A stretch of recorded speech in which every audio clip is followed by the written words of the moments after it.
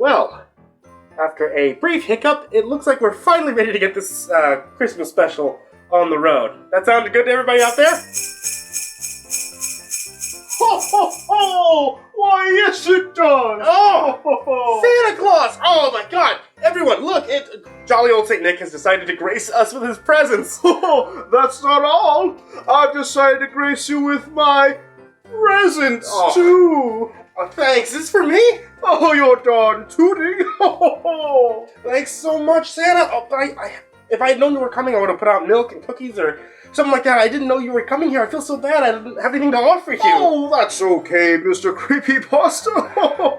Oh, I like to spend my time surfing the web and eating cookies and drinking all the milk that my stomach can handle. It's cool. Wait, surfing the web? Mm-hmm. Oh, I don't know why I'm surprised. Of course you have the internet up at the North Pole. You ever check out our channel? The MrCreepyPasta channel? No. But I do like to watch a lot of InfoWars. I like to browse forums and, read on the things that MSN doesn't want you to know about. Gotta stay woke. Okay. Well, I mean, it's such an honor to have you here, though. Why did you swing by? I heard that you were having a little Christmas special, and I decided to drop on in and maybe share a few of my original carols with you. That sounds amazing, actually. That would be great. Oh, wonderful, then. Now, this one I like to call The World from Santa's Sleigh.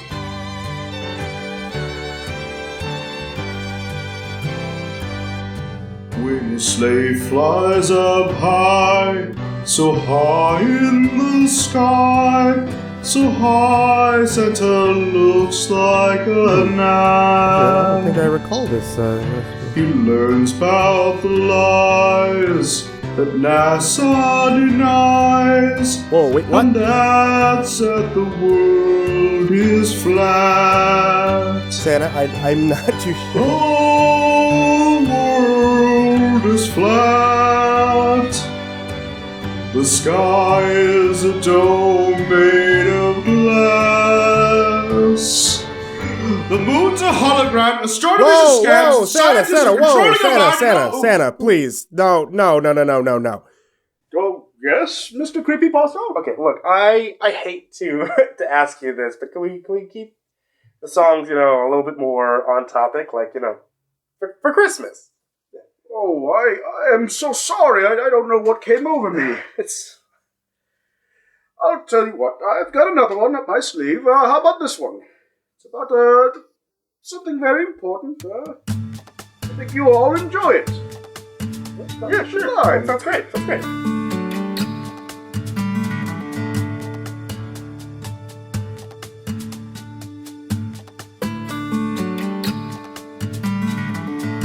There was a little boy, pa-ra-pa-pum-pum.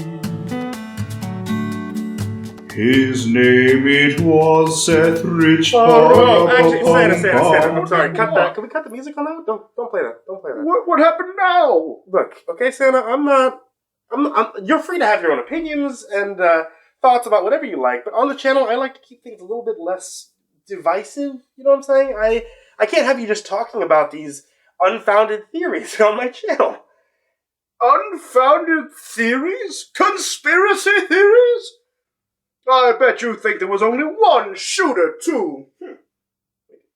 We talking about the JFK assassination? No, I'm talking about Shooter, the Mark Wahlberg movie. There was a second movie secretly made, starring his clone, Mark Wahlberg. It wasn't released, thanks to the globalists, Hollywood executives, and their cabal of Zionists. Okay, Santa, well, look, okay, if you don't cut this out right now, I'm gonna have to ask you to leave. Oh, okay. I'm sorry. I don't know what came over me. But I've got one more song. Maybe this will be better. It speaks to the spirit of Christmas. One of my most favorite things. Children in need. Yeah, okay.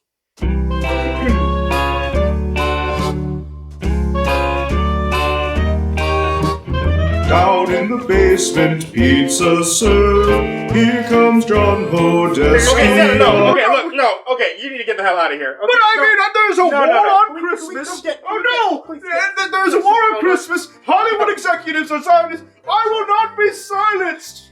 I am Christmas. Kids, I'm so sorry about what happened there. I didn't know he was even gonna be. Can we keep out of the building, please? I don't know who let him in. Okay. You're getting cold. I'm gonna read tonight's story. Whew.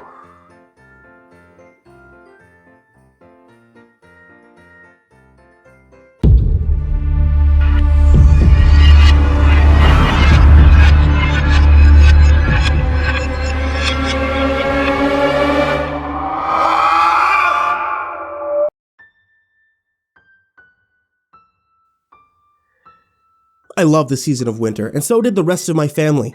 Enduring the harsh cold was only a minor fee to pay in order to enjoy the festivities of the joyful season. Whether speeding down the snowy hill in our backyard, ripping through Christmas presents, or even building a snowman, we always managed to have fun. I noticed a particular accentuated amount of attention on building snowmen for my family. All of us loved doing it, most likely due to the subconscious reward of bonding that it created. Yeah, I was always in charge of making the first and biggest snowball for the base, while my sisters made the second two. And then my parents, of course, with my newest and youngest sibling, would tack on details such as the carrot nose, the coal eyes, the little buttons, a warming scarf, the stick arms, and exclusive to my family, the hay we used for the hair. My family was so into the collaborative effort of building the snowman that we actually added our own details. I've never before heard of someone adding hair to a snowman, especially not with hay. Regardless, we all enjoyed the time of winter, and nothing was more soothing than a mug of hot chocolate at the end of a freezing cold day. Winter had just started, and all the hype for it had lived up to the expectations. Already it was snowing at the beginning of the season, but this wasn't anything odd from Minnesota. My friends and I kicked off the start of the season with a massive snowball fight. They all gathered at my house, we all pelted each other with the compacts of ice. I attempted to run to shelter when a ball exploded in my face. I fell down a nearby hill and almost got back up, with my peripherals caught something. My heart skipped a beat as I thought that I saw a man walking in the woods. However, my fear soon was proven unjustified as I peered at the figure. It was somewhat hard to make out due to the distance, but it looked like nothing more than a snowman. I was sure children were excited about the winter season and couldn't wait to build one. I returned to my friends and we finished off the battle. By the end of the day, I sipped my hot cocoa to the bottom of the mug, and I headed off to sleep. I rolled out of bed that morning, slightly groggy. I was tangled in my covers, almost trapped in them. As I ruffled out my blankets, I hopped off my bed. Making my way to the bathroom, something once again alerted my peripherals. I turned to look out my window and saw an eerily familiar sight. He was a snowman. But it wasn't just any snowman. This snowman was similar to the one that I had seen just a day earlier. However, now it stood directly in the center of my backyard.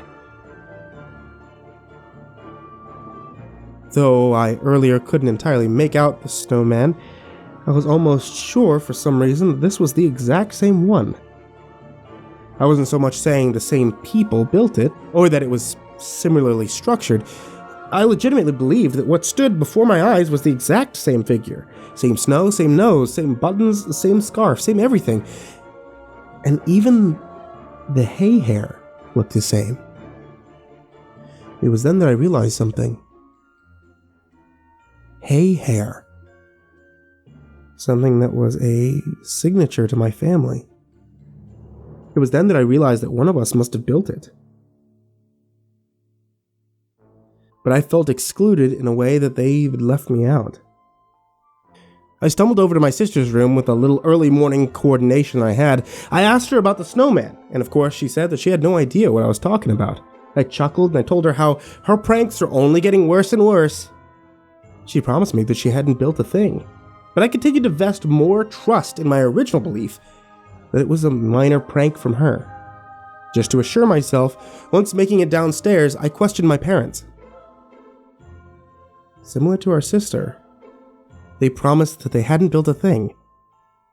Though I had put the blame on my sister previously, I now felt somewhat unsure. After finishing off my breakfast, I called my family to go outside and take a look at the snowman. Once only inches away from the figure, I felt discomforted to see the detail in the creation. It looked no different in any manner to the snowman my family had built in the past. Every single specificity matched in the snowman.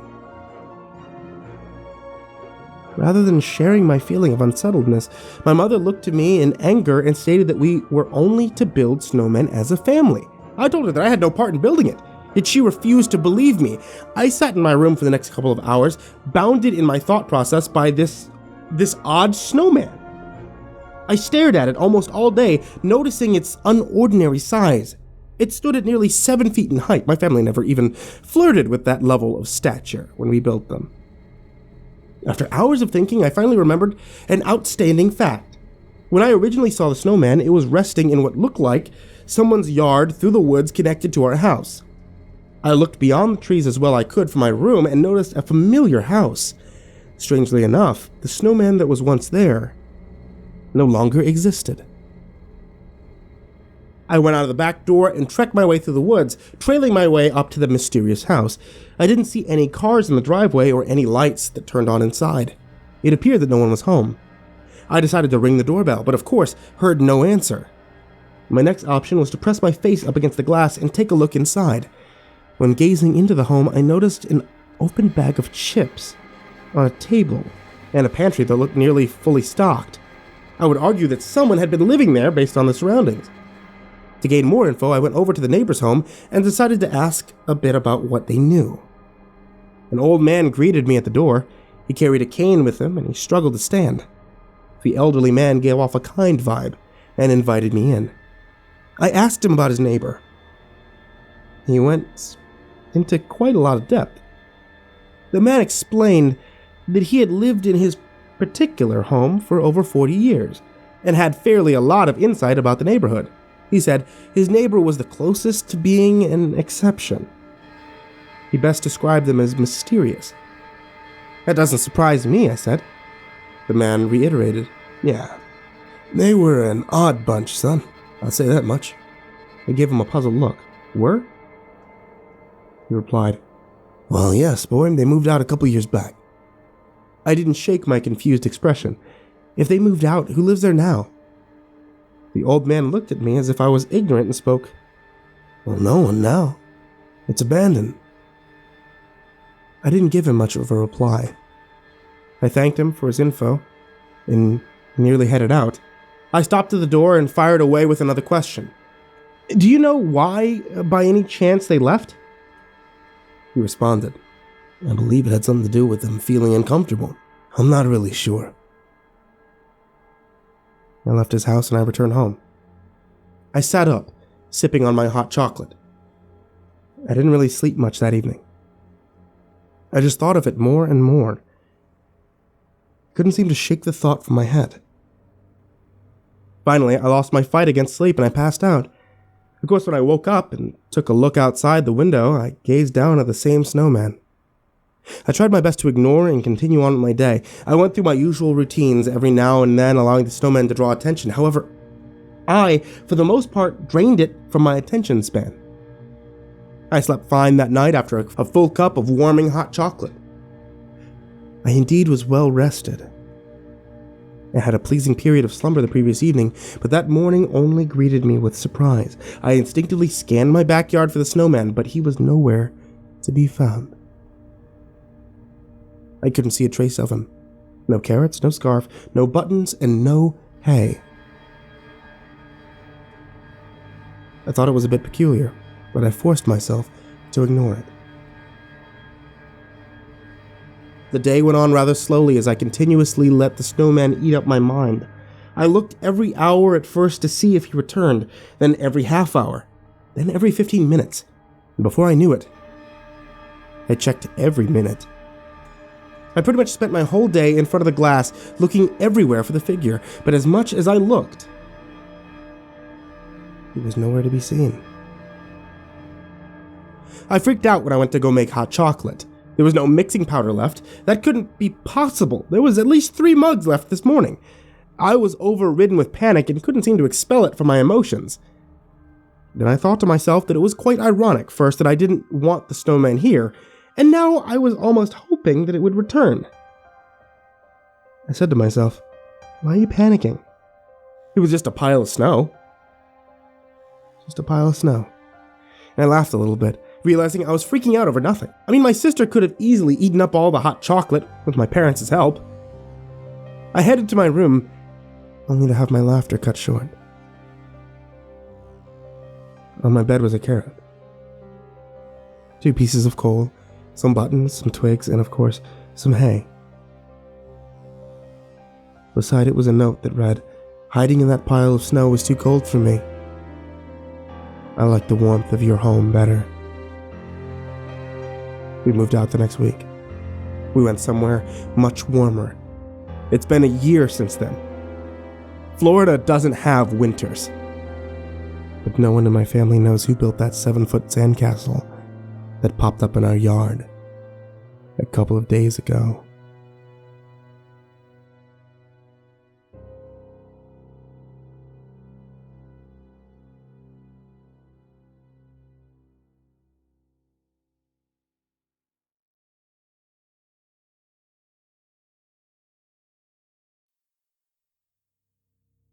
Hey there kids, it's me, MrCreepyPasta, and I hope you're enjoying the Christmas stories this year.